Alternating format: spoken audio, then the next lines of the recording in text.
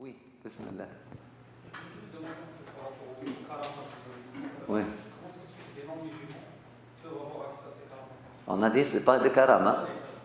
Mais ça dépend. Ça dépend. Yallah, bismillah. Qu'est-ce que cela veut dire non-musulman? Ça dépend de la définition. Bismillah. Donc, il y a deux catégories de non-musulmans. Il y a une catégorie qui sont sur le chemin de Dieu. Ils cherchent Dieu.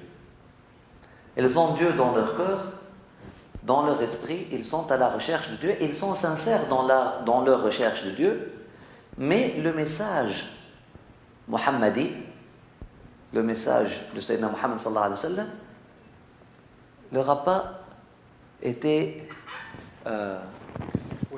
exposé ou leur a pas été exposé de la bonne façon.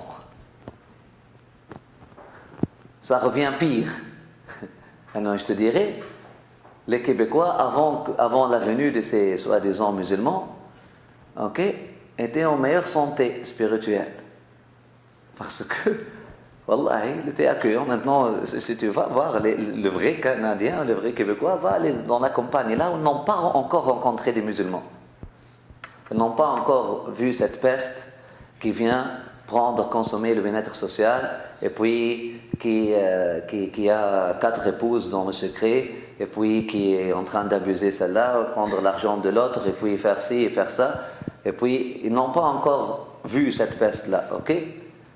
Naturellement, wallah, subhanallah, on est arrêté, on était dans la retraite de l'Ontario, on est arrêté. Une personne, c'est la première fois dans sa vie qu'il voit une femme voilée. Sa réaction, et puis qu'il voit quelqu'un habillé comme moi, sa réaction était tellement amicale.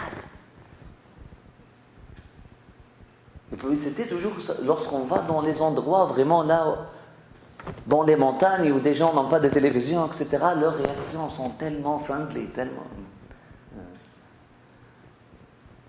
Parce qu'ils n'ont pas encore rencontré, donc il n'y a pas de préjugés. Pour eux, ils sont ouverts à tous les êtres humains, ils sont prêts à apprendre de l'autre, etc. Wallahu a'lam. Ala kulli hal, entre parenthèses, c'est parfois ne pas connaître, c'est mieux que méconnaître. Ne pas connaître, ne pas être exposé à des musulmans, c'est mieux qu'être exposé à des faux musulmans, ou à des musulmans qui donnent le mauvais la mauvaise image. Donc, nous avons dit qu'il y a des chercheurs du divin, il y a des chercheurs de Dieu qui vraiment se sont vendus à Dieu, qui ont vendu leur existence à Dieu ou au chemin de Dieu, qui ne sont pas musulmans par identité. Il y en a. Il y en a. Dans toutes les religions. Il y a des hindous qui sont comme ça, il y a des bouddhistes qui sont comme ça, il y a des juifs qui sont comme ça, il y a des chrétiens qui sont comme ça, et puis, sauf un fou, va nier ceci. Ok? Parmi ces gens-là, ils se sont vendus à Dieu. Hein? Ils cherchent Dieu. Allah subhanahu wa ta'ala a voulu les guider de façon, la sharia de Sayyidina Muhammad sallallahu alayhi wa sallam pour eux n'est pas obligatoire parce qu'ils ne l'ont pas connu. Le verset dans le Coran est clair. Si un prophète est venu, là, pour eux, ça s'est arrêté jusqu'à Sayyidina Isa, ça s'est arrêté, tu comprends? Ils n'ont pas vu ça. C'était parmi les aboriginaux. Leur prophète remonte, leur dernier prophète remonte à ça fait 3000 ans ou quelque chose comme ça, ça dépend, tu comprends? Ala kulli hal. Hein? Est-ce que parmi ces gens-là, il y a des gens qui peuvent devenir des awliya, des amis d'Allah subhanahu wa ta'ala qui ont des vrais karama? Oui. Et là, est-ce qu'on les appelle karama? Oui. Est-ce que on peut dire, l'islam est venu et puis ils doivent...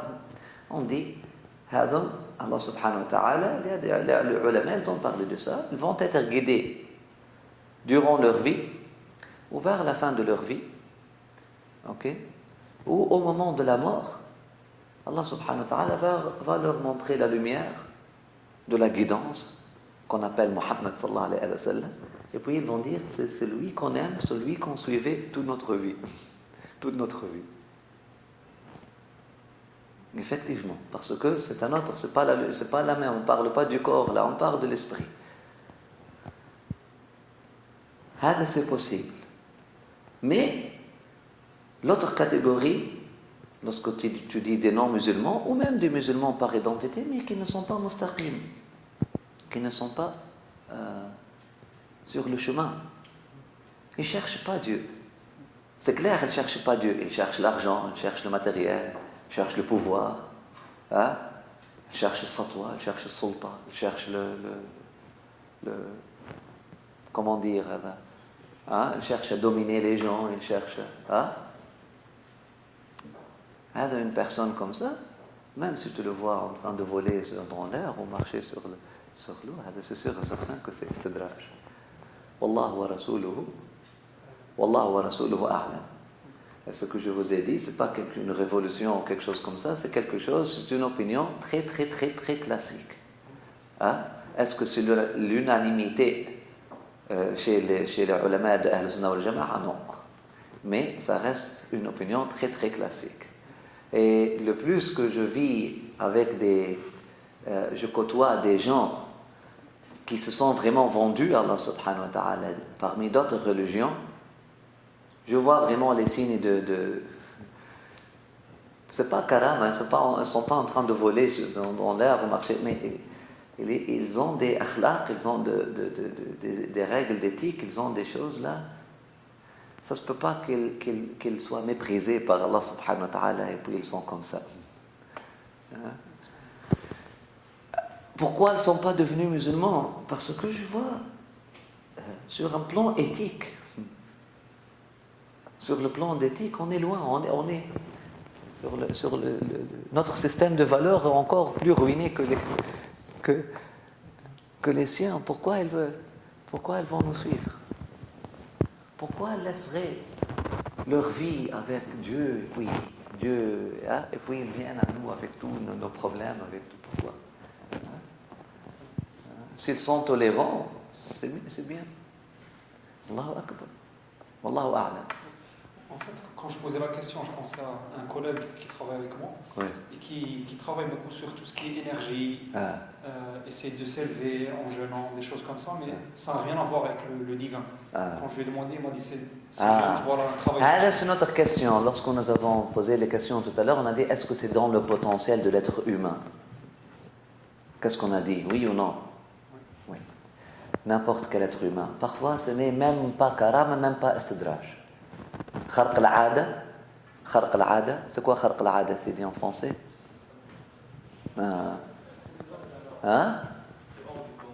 Le hors du commun, ou briser la norme, briser la règle. Ok? La règle que tu dors, tu manges, etc. Briser la règle, briser la norme, ou même la discipline. N'est pas toujours, ou bien karama, un signe de sainteté, ou bien, c'est ça, voilà. On finit tout de suite. Ou bien un istidraj. Ok? C'est pas toujours ça. Ça se peut que c'est juste quelqu'un qui a réussi à maîtriser ses énergies. Du yoga, un exercice de concentration, on est créé des 4 éléments. Nous sommes créés de 4 éléments. Eau, terre, feu et air. Nous sommes créés de 4 éléments et puis tu te concentres sur ton élément feu, là tu peux brûler tout, tu te concentres sur ton élément eau, tu peux, etc. La science des énergies, comme tu as dit, et nous avons des énergies. Si quelqu'un veut maîtriser ses énergies, etc., puis il y a la science, etc. Il y a des gens qui ne croient même pas à Dieu. Mais qu'est-ce qu'ils ont pris? Bien que, pour maîtriser tes énergies, tu dois être très discipliné dans ta vie. Il y a un dénominateur commun. Subhanallah. Tu dois être très discipliné dans ta vie. Et tu trouves les gens là qui ont cette maîtrise d'énergie, etc., balance énergie, ils sont vraiment très disciplinés dans leur vie. Ils n'ont pas des excès, ils n'ont pas des excès, ils ne montent pas, ils s'assurent de ne pas... Pourquoi? C'est pour faire le ménage intellectuel et pour faire le ménage de leur énergie. Parce que si Allah subhanahu wa ta'ala nous a dit que des choses, cette chose-là est haram ou cette chose-là est haram, parce que ça crée un désordre intérieur. Allah subhanahu wa ta'ala nous a dit de faire la prière ou de faire le jeûne. Pourquoi? Parce que ça aide à faire le ménage. Ça aide aussi à faire le ménage interne, mais ça ne s'arrête pas là. Leur science, si cette science-là d'énergie leur rapproche d'Allah subhanahu wa ta'ala, et puis ils voient dans cette science-là, dans ces signes-là, ils voient dans cette science-là des signes d'Allah subhanahu wa ta'ala. Allah subhanahu wa ta'ala nous dit dans le Coran, سنريهم آياتنا في الآفاق وفي أنفسهم حتى يتبينوا أنه الحق. On va leur montrer nos signes dans les horizons et même en eux-mêmes jusqu'à ce qu'ils voient ce que c'est la vérité. Maintenant, cette science d'énergie va être quelque chose de mubarak pour ces gens-là. Il y avait des ahbar durant le vécu, il y avait des kahana durant le vécu de Rasulullah sallallahu alayhi wa sallam qui avaient cette science des énergies. Sayyidina Umar al-Khattab était parmi ces gens-là. C'était pas n'importe qui, c'était pas l'oncle Joe, là. C'était quelqu'un qui fait partie d'une famille, son frère là et son beau-frère, etc. Et son oncle. C'était une famille qui comprennent quelque chose dans les énergies, etc. Ça leur a aidé. Ça leur a aidé à trouver le chemin. Parce qu'ils ont trouvé dans ça des signes. Mais s'ils s'arrêtent là, يقطعهم هذا العلم عن الله سبحانه وتعالى, comme n'importe quelle autre science. Si tu ne vois pas dans cette science-là un signe d'Allah subhanahu wa ta'ala, c'est quoi? Ça rentre dans ce qu'on appelle, Allah subhanahu wa ta'ala dit يعلمون ظاهرا من الحياة الدنيا وهم عن الآخرة معرضون.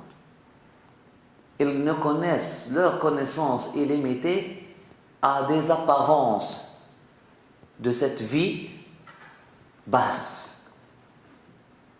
Maintenant, la science des énergies, est-ce que c'est quelque chose de batin ou c'est quelque chose de zahir? C'est quelque chose de zahir, c'est manifeste.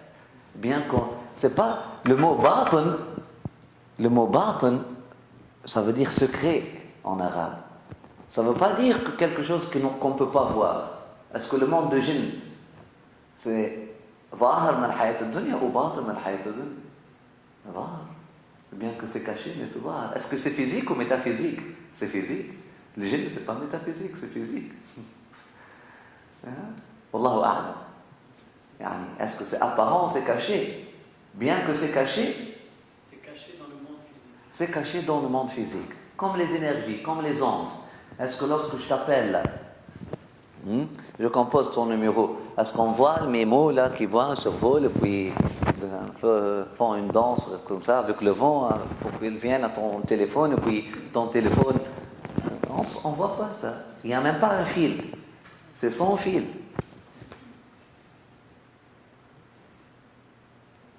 Mais est-ce qu'on parle de quelque chose physique ou métaphysique? Physique. Qu'est-ce qui est métaphysique? Un message d'amour que je te lance. Ou un message de confiance que tu me lances. C'est au-delà de la physique. Au-delà de la forme. Je sens une vibration qui vient de ce frère-là et la confiance en moi. Je vois dans... Juste lui en me regardant ou même pas. Je vois que هذا عند الله سبحانه وتعالى هذا ولكن الله ألف بينهم. C'est pas ما في الأرض هذا, c'est pas لو أنفقت جميع ما في الأرض جميعا, لا لا. هذا ça fait pas partie de ce qui est des richesses de la terre. Ça fait partie des trésors du vin. L'amour, la confiance, l'attachement. C'est pas des trésors, ça fait pas partie de la trésorerie de la terre, non. C'est pas de la dunya, c'est pas de la vie basse, c'est de la vie haute. Allahu A'lam. On dit à Québec, ils ont la haute ville et la basse ville. Nous avons la haute vie et la basse vie. Alhamdulillah. Hayat. Allah subhanahu wa ta'ala dit Dar al-akhirah hiya al-hayawan law kanu ya'lamun. L'akhirah, la maison qui vient après, la demeure qui vient après cette demeure-là, c'est elle la demeure éternelle. C'est elle la demeure de la vraie vie, s'ils comprennent bien ou s'ils étaient des gens de la vraie science. Mais elle est la demeure de cette vie. La demeure de cette vie qu'on appelle vie aujourd'hui. Elle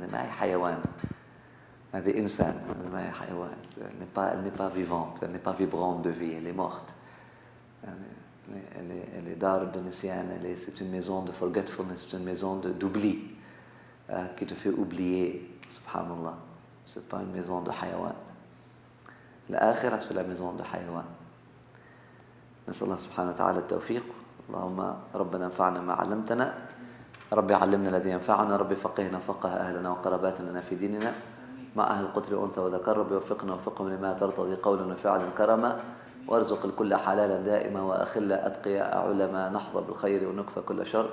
ربنا اصلح لنا كل الشؤون وأقر برضا منك العيون. واقض عنا ربنا كل الديون قبل أن تأتينا رسل المنون. واغفر استر أنت أكرم من ستر. وصلاة الله تغشى المصطفى من إلى الحق دعانا والوفاء. بكتاب فيه للناس شفاء. وعلى الآل الكرام الشرفاء. وعلى الصحب المصابيح الغرر. اللهم اهدنا بهداك ولا تولنا وليا سواك. ولا تجعلنا من خالف أمرك وعصاك. واجعلنا يا مولانا من يسارع في رضاك. وصلي وسلم وبارك على سيدنا حبيبنا محمد وعلى آله وأصحابه الطيبين الطاهرين. الفاتحة.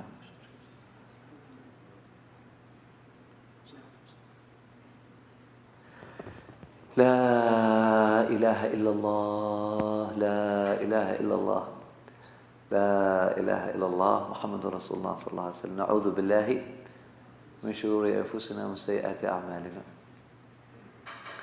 On demande qu'Allah subhanahu wa ta'ala nous protège des maux de nos nufus ou des maladies de nos nufus. Et des imperfections de nos actions. نسأل الله سبحانه وتعالى de nous protéger. Amin ya arhamar rahimin ya rabbil alamin. ومن يوق شح نفسه أولئك هم المفلحون. لا إله إلا الله. تفضل يا سيدي سامي. Juste dire une affiche pour les cours du Ramadan. On va donner, Cheikh Hamdi va donner des cours d'arabe au Ramadan intensif, lundi au vendredi, mais c'est à Ottawa. Mais même ceux, par exemple, il y a moyen de vous trouver un hébergement là-bas, même à la mosquée de Cheikh Hamdi, ceux qui veulent être hébergés là-bas. Partager un appartement, quelque chose comme ça. Il y a des gens, c'est ça. Donc si vous avez juste à nous contacter. On peut trouver, il y a des frères et des sœurs qui partent en vacances, qui peuvent, on peut demander, on peut faire une demande dans la communauté. Si vous êtes intéressé à passer un mois d'apprendre, il y a des gens qui voyagent en Jordanie pour Talab al-Ilm, puis qui voyagent pour le Yémen pour apprendre l'arabe, puis qui voyagent pour l'Égypte pour apprendre l'arabe. Mais ça, c'est Ottawa. C'est 2 heures de voiture. Nous avons, on va commencer, on va faire un test de niveau, ce que je fais. Je fais un test de niveau, et puis je commence avec, si les niveaux sont proches, je commence avec le plus faible. Donc, on commence avec son niveau à lui ou à elle. Si les niveaux sont éloignés, et puis c'est juste une personne qui est très éloignée des autres, etc., là on s'excuse auprès de cette personne-là. On dit, tu vas bénéficier si tu vas rester, on va te donner des heures supplémentaires ici et là, mais tu peux quitter si tu veux. Voilà, tu comprends? Si quelqu'un, une personne très très très avancée, peut-être on dit, tu viens nous aider. Et puis là, on te donne des heures, etc. C'est une personne qui est vraiment, tous les gens savent lire, écrire, bien, mais ils sont, ça dépend. Mais généralement, lorsque je fais des tests, on trouve que tout le monde sont dans des niveaux vraiment très proches. Et puis, donc, on commence avec des bases. Il y a des gens parce que ولا إله إلا suis venu pour parler de ça, mais alhamdoulilah rabbil alamin, voilà, je dois parler à moi-même avant de parler aux autres. Le ihsan. Malheureusement,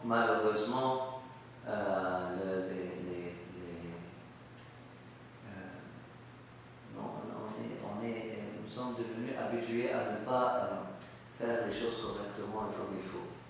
Tu trouves des gens, ils ont étudié l'arabe, etc., mais ils n'ont pas vraiment terminé un niveau à 100% là, vraiment, ils n'ont pas vraiment maîtrisé leur niveau.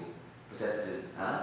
Donc c'est toujours bénéfique pour eux pour revenir au premier niveau, puis pour, afin de consolider ça. Dans un esprit d'intensif, les choses bougent vite. Ça va être un intensif avec des règles d'interdiction de communiquer dans une autre langue que l'arabe. Ok, on fait 30 heures.